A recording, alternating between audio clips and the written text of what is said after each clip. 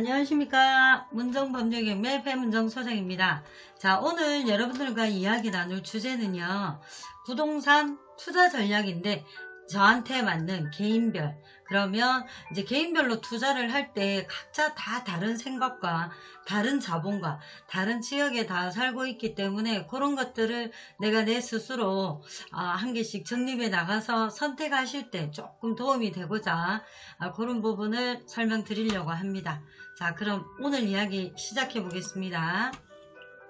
자, 부동산 경매 보실 때요, 실입주 하시는 분들 계시죠? 나는 시세보다는 조금 싸게 사고 싶어서 경매로 접근을 했다. 자, 그럼 제일 먼저 봐야 될 거를 한번 말씀드려 보겠습니다. 처음에 봐야 될 거는 보유자본입니다.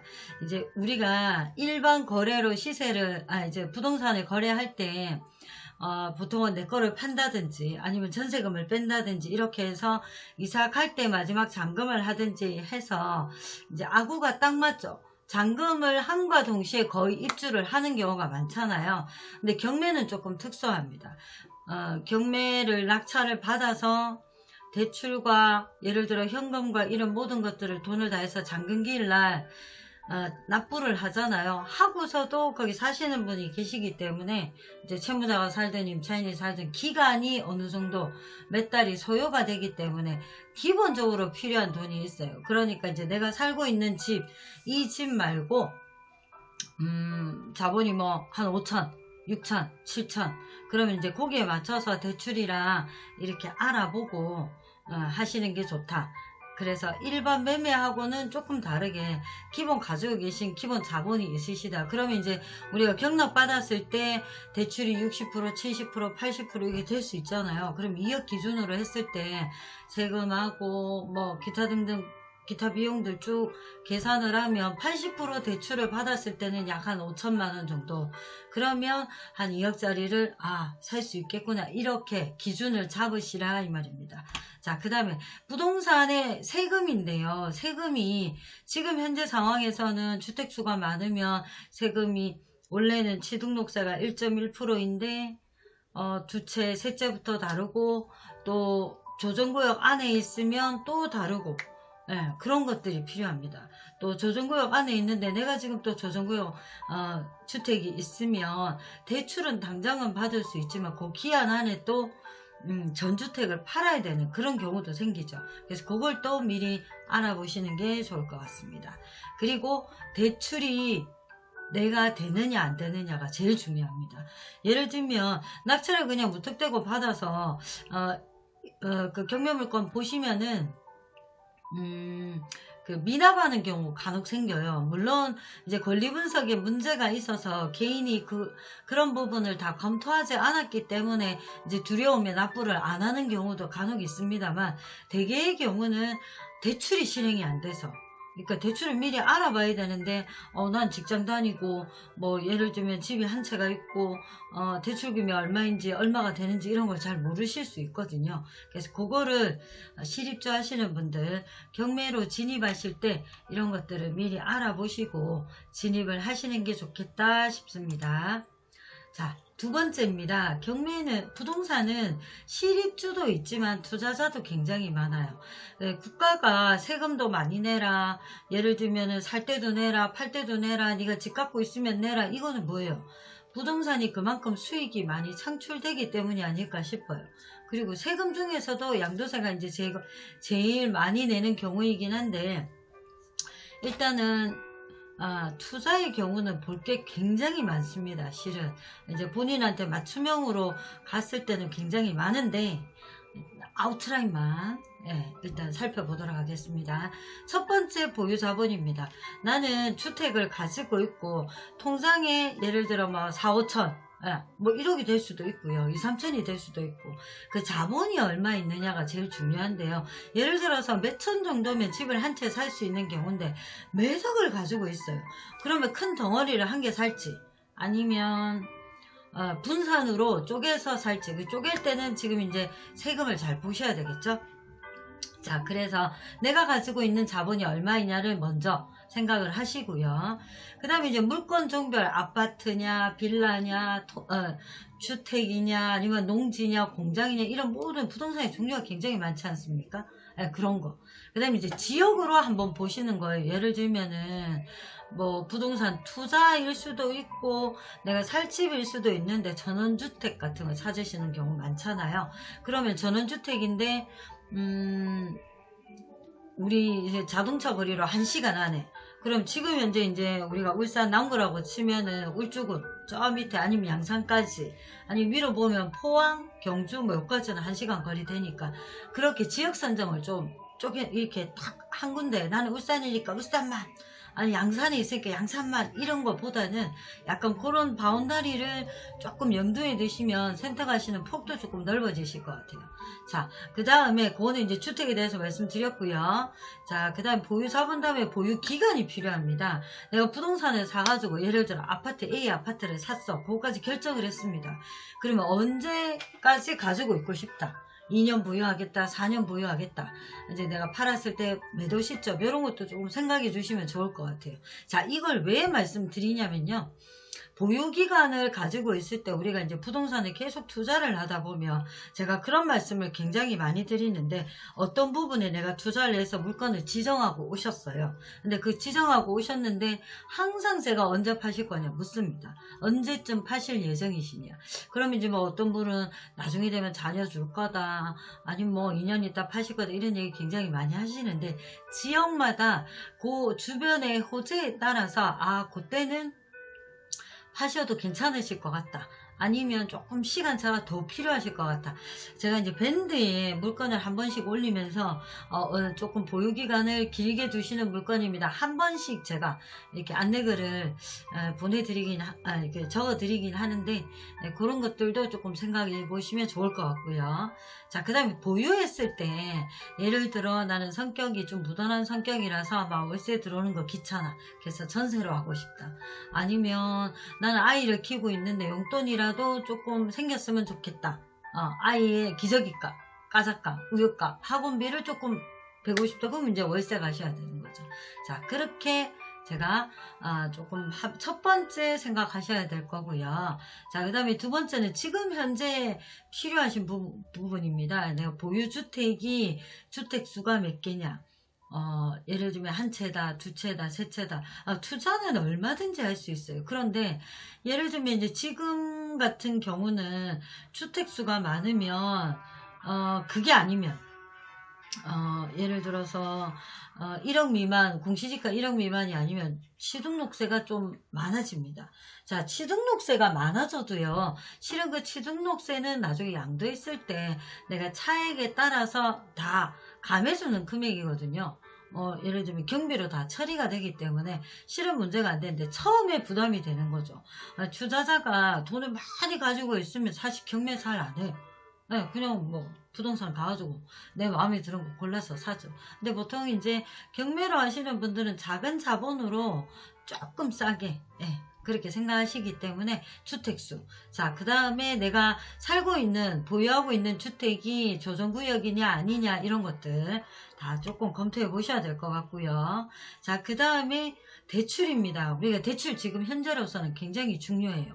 앞서 제가 이제 영상에 올려드린 거지만, 조정구역에 진입했을 때 예전에는 1년 안에 종전주택을 팔면 되는데 2년까지 늘어났고, 다음에 이제 취등록세나 보유세를 조금씩 완화를 하겠다 했는데, 지금 현재로서는 대출도 어렵고 금리도 약간 오르는 상태이기 때문에 주택을 하나 샀어요. 이제 투자를 하려고 해요. 근데 이제 대출을 다 알아보고 모든 게 다 됐습니다. 그런데 지금은 이제 원리금 상환이기 때문에 대출금 해서 월 납입금이 있을 거 아니에요. 그거가 월세하고 이렇게 준했을 때 잘 맞아줘야지 투자의 어떤 가치가 올라간다.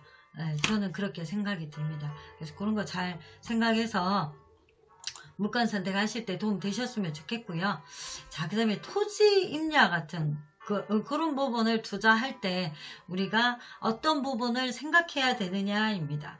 일단 가용금액이죠. 투자금액이 얼마냐. 네, 대출이 가능하냐.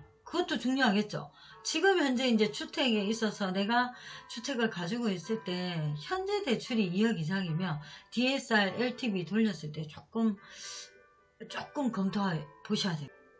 네, 투자에 대해서 일단 가용금액 그리고 대출 가능 금액이요. 그 다음에 이제 토지는 농지든 임야든 굉장히 중요한 게 이 토지를 사서 어떻게 활용할 것이냐. 그거는 사는 사람이 생각을 하셔야 돼요. 그냥 무턱대고 그 동네 굉장히 좋아 개발 호재가 있어 샀다가 10년 20년 묶이기 때문에 자 투자는 보세요. 그 농지든 임야든 보세요. 내가 활용을 하지 않으면 계속 대출을 받았을 때 이자를 내야 돼요. 10년이면 10년, 5년이면 팔 때까지 내야 되는 거예요. 자, 그러면 물론 내가 경제적으로 굉장히 여유가 많아. 그래서 뭐 이자 정도는 충분히 낼 그런 사람은 아무 문제가 안 됩니다. 그러나 우리가 보통 투자의 계획을 세울 때 이거를 2년 돌렸다가 아니면 이 토지를 사서 어떻게 활용을 했다가 팔아야지 뭐 이렇게 되는 거죠. 근데 이제 우리가 주거용보다는 토지 같은 경우는 거래량이 좀 작기 때문에 수요가 작죠.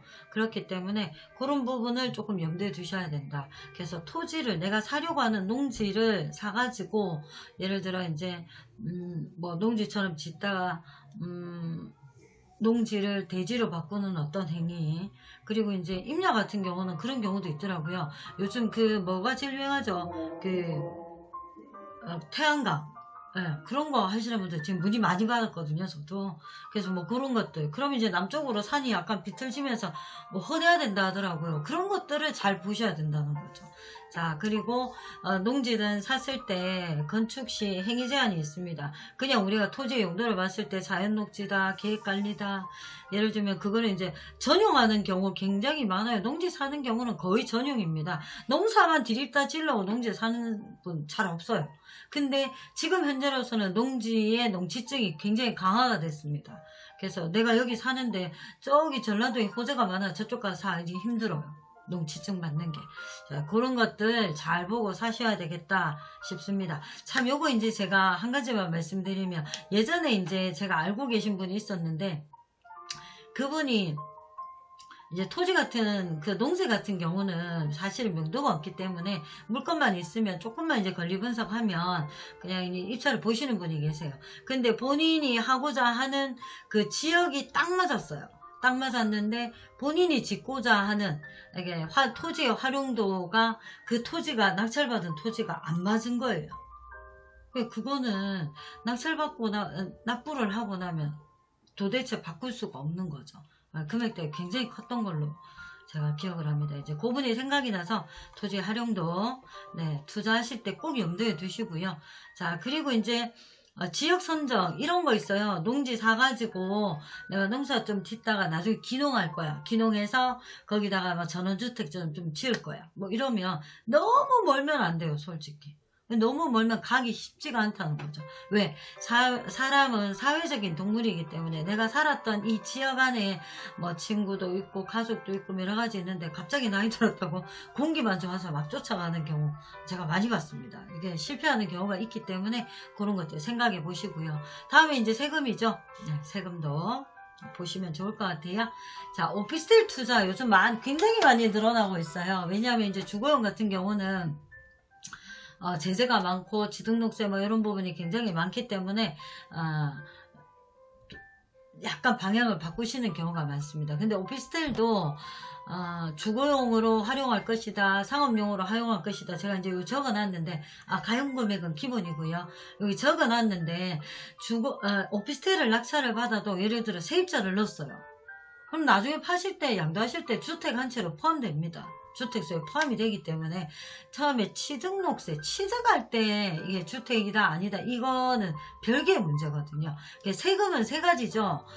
살 때 가지고 있을 때, 팔 때 이렇게 세 가지입니다. 그래서 지금 현재 정책이 세금 정책이 계속 바뀌는데 그거를 잘 보셔야 돼요. 취득록세가 비싸다. 근데 주택수에는 포함이 안 된다. 이렇게 해서 오피스텔 취득록세 세금이 4.6%인데 그거 하고 나중에 파실 때 세입자 넣어놨다가 전입하고 월세 받았다.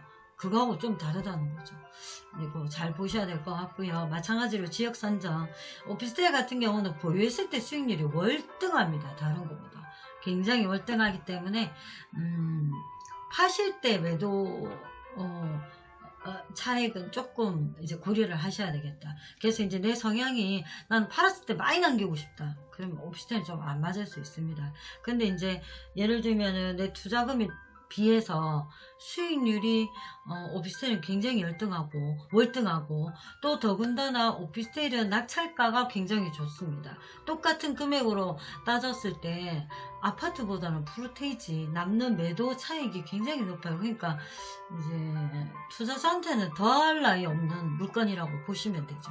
단 이제 파실 때 좀 수요층이 얇고 그 다음에 양도 차익은 조금 작을 수 있다. 그렇게 생각하시면 되고요. 또 세금 잘 보셔야 될 것 같죠? 자, 그렇게 해서 제가 요거를 한번 만들어 봤는데요. 요거는 아주 기본적인 내용입니다. 나의 투자 성향을 이렇게 한 개 한 개씩 좀 따져서 보고 물건을 딱 보시면 약간 그 시야가 이렇게 됐던 게 조금 늘어날 수 있어요. 제 생각이긴 하지만 저도 이제 이런 거를 모티브로 해서 다른 분들, 계약자분들 오시면 이렇게 좀 컨설팅을 해드리는 편입니다. 일단 내가 부동산 정책이나 세금에 관심 많다, 있다 없다, 그 다음에 매도 매수 경험이 있다 없다를 잘 보시고요. 그 다음에 지역경제, 왜냐면 제가 이쪽으로 예를 들면 어느 쪽으로 방향을 틀 건데 그 경제 쪽으로 그쪽에 호재를 날려면 지역 경제를 좀 아셔야 되거든요. 그래서 그런 부분들 잘 보셔야 되고요. 그 다음에 지금 현재 경제활동을 하고 있다라면 집에서 계속 이제 이렇게 공부만 하시는 분들 아니면 가정에만 하시는 분들하고 조금 다릅니다. 일단 이런 부분들 나중에 이제 경제활동을 하고 있다 없다가 왜 중요하냐, 대출이 굉장히 중요하죠. 대출도 중요하지만 내가 이제 활동을 하고 있을 때 이제 굉장히 활발한 어떤 성향이랑 또 조금 조용조용히 집에서만 이렇게 계신 성향이랑은 조금 다를 수 있기 때문입니다. 오늘 이제 개인적으로 제가 컨설팅 해드릴게요. 자, 그 다음에 전월세 어떤 투자가 더 좋은가 있죠. 아까 좀 전에 말씀드렸잖아요. 그 다음에 이제 부동산 소유하게 된 매도 매수 기간이 제일 중요합니다. 매도 기간을 보유 기간을 얼마나 줄 것이냐, 이거에 따라서 지역이 약간 선정이 돼요. 예를 들면 이런 거죠. 한 가지만 제가 말씀드리면 어떤 지역의 아파트를 이제 모든 관심도를 보고 내한테 딱 맞는 물건을 딱 찾았어요. 근데 나 2년 있다 팔고 싶어. 근데 거기 아파트 막 짓고 있어. 그러면 공급이 많이 늘어나죠. 그리고 약간의 침체기가 있어요. 구주택은 새로 분양되는 아파트가 막 들어오면 그럼 그때 팔기 어렵다는 거죠. 그럼 내 성향이 안 맞는 거예요. 자, 그러면 그때 또 어떻게 따져야 되냐면 예를 들어서 나는 내 성향이 굉장히 급해서 이렇게 뱅글뱅글 돌리고 싶다, 빨리빨리. 그러면 보유기간이 제일 중요하다. 그 다음에 나는 전월세가 제일 중요하다, 나는 가까운 데가 중요하다. 이런 것들이 내 성향을 쭉 읽은 다음에 또 선호하는 거에 따라서 분류를 또 좀 하셔야 돼요. 어떤 게 내한테는 제일 중요하다. 나는 아파트 투자할 때 예를 들면 팔았을 때 제일 많이 남기고 싶어. 그러면 양도기간 이거 보유기간 이런 거 많이 염두에 두시면 안 됩니다.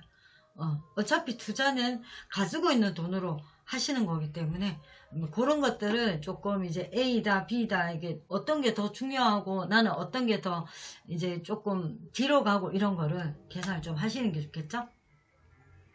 자, 부동산보다는 다른 투자에 관심이 많은 편이다. 뭐 예를 들면 부동산에 이제 막 관심을 가지기 시작했고 이때까지는 뭐 이렇게 주식을 했다, 펀드를 했다 이럴 수 있잖아요. 그러면은 사실 부동산은 황금성이 좀 떨어집니다. 그래서 세금도 이렇게 전략을 짜지 않으면 남는 거를 거의 세금으로 또 많이 내는 경우도 많아요. 그래서 만약에 다른 쪽에 관심을 좀 많이 가지셨던 분이라면 내가 이제 진득하게 그냥 부동산 하나 사가지고 툭 던져놓고 잊어버리고 있고, 물론 주식도 그렇긴 합니다만 이제 그런 성향인지 아닌지를 좀 보셔야 됩니다.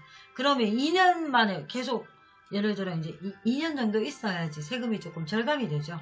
그러니까 이제 뭐 그 사이클 자체를 2년으로 두시는 게 좋겠다 싶은 거예요. 이렇게 이제 예를 들면 이제 투자처에 관심이 다른 데도 있다 없다 이걸 말씀드린 거는. 그리고 이제 관심 분야가 중요하죠. 관심 분야. 나는 토지 쪽에 이제 올인하고 싶어. 아니면 난 돈이 좀 많으니까 공장지대에 사서 공장세를 받고 싶어. 네. 이제 주로 아파트는 누구나가 좀 많이 하시는 거니까요. 근데 이제 모를 때는 쉬운 게 좋아요. 누구나가 하는 거. 네. 네, 오늘 이야기가 조금 길어지는데요. 사실 말을 굉장히 빨리 합니다. 제가 빨리빨리 이제 막 핵만 짝짝짝 해서 말씀드리고 싶은데 하다 보니 이야기가 계속 길어져요. 이제 말씀드리고 싶은 얘기가 제 입장에서는 너무 많은 거예요. 자, 그래서 요거를 제가 이제 앞서서 말씀드린 그 성향 자체를 충분히 말씀을 드렸고, 그 다음에 이제 제가 만약에 어떤 고객님이다, 그러면 이제 어떤 그 기호를 딱 맞춰서 어떤 게 좋을지 한번 말씀드려 보겠습니다. 자, 예를 들면 나의 투자 성향이 부동산에 관심이 높고 주택은 3채 이상 보유 중이고 빌라보다는 아파트가 좋고 가용금액은 3, 4천만 원 있다. 월세를 좋아하는 편이라면 제가 이제 컨설팅을 해서 어떤 분이 이제 이런 딱 기호가 나왔어요. 자, 그러면 제가 이제 어느 정도 컨설팅을 해드리는 거죠. 주택 3채 이상의 취등록세 생각해야 되고요. 가용금액 3, 4천, 월세를 원하시는 고객님께는 취등록세를 고려해서 공시지가 1억 미만의 아파트라고 했습니다. 아까 아파트 좋다 하셨으니까. 자, 월세의 장점 있는 소형 아파트나 주거용 오피스텔을 권유드릴 거고요. 조정구역보다는 비조정구역으로 추천을 드립니다. 지금 현재 이제 왜 제가 조정구역을 안 하시면 좋겠다고 했냐면, 조정구역에는 나중에 양도했을 때 중과세율, 지금 이제 완화한다고 했지만 아직은 완화가 안 됐죠.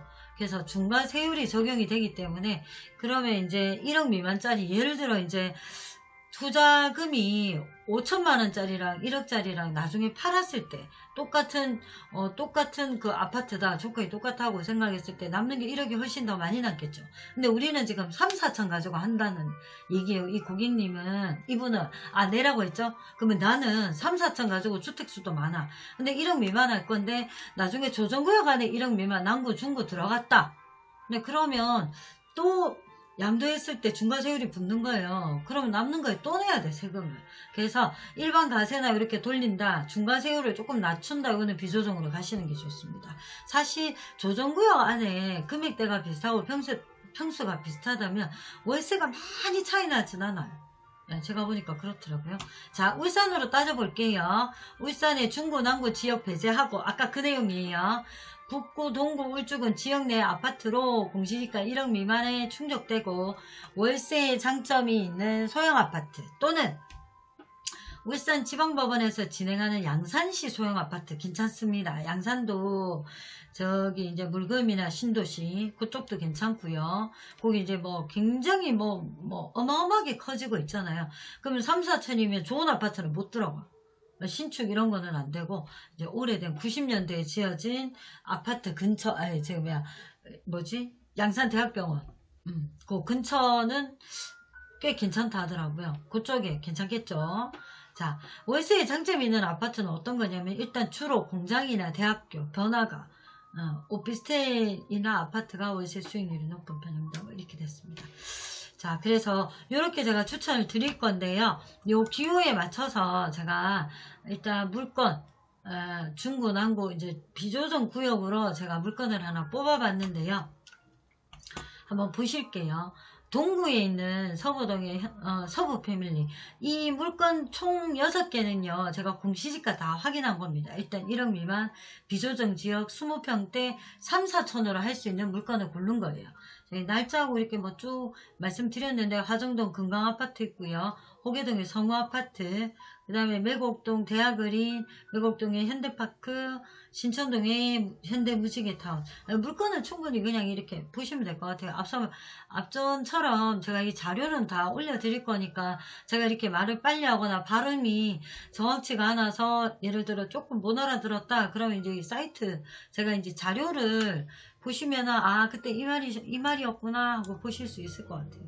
자, 오늘 이야기는 여기까지입니다. 제가 투자에 대해서 말씀드렸고요. 원래 그 난세의 영웅 누나고요. 예전에 90년대 IMF 왔을 때 돈 버는 사람은 그때 막 부동산을 많이 사신 분이셨어요. 그래서 저는 제가 이 일을 10년, 12년째 하고 있는데 어쨌든 제가 이걸 좋아합니다. 저는 굉장히 성격이 급해가지고 사실 무엇이든 사면 빨리 팔고 빨리 결과가 나오는 걸 굉장히 좋아했습니다. 근데 이제 부동산을 하면서 또 제가 이 일을 하니까 부동산에 투자를 하기 시작하면서 약간 성격도 한 발 뒤로 물러서 생각하는 어떤 조금 좋은 점이 생겼어요. 그래서 제가 좋아하니까 이렇게 잘 권해드리는 것 같아요. 느낌에는.